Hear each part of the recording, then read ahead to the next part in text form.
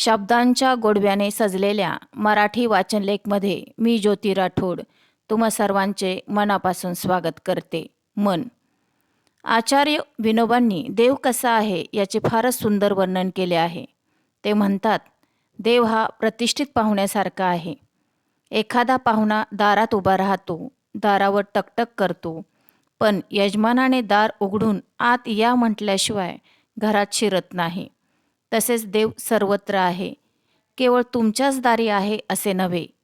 जशी सूर्याची किरणे सर्वत्र आहेत, केवळ तुमच्याच दारी आहे असे नव्हे. जशी सूर्याची किरणे सर्वत्र पसरलेली असतात, पण बंद दारातून आत येऊ शकत नाहीत.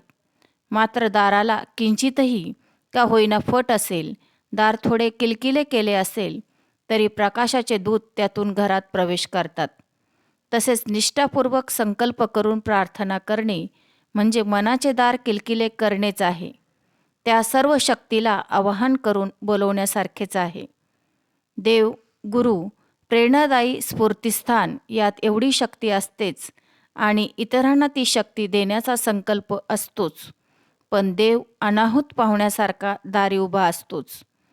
असे स्वरूप विशद करून विनोबांनी प्रार्थनेचे महत्त्व विशद केले आहे. तात्पर्य: सृष्टीतील दिव्य शक्तींसाठी मनाची कवाडे खुली केल्याखेरीज ईश्वरी स्पर्धांचा अनुभव घेणे कठीण आहे.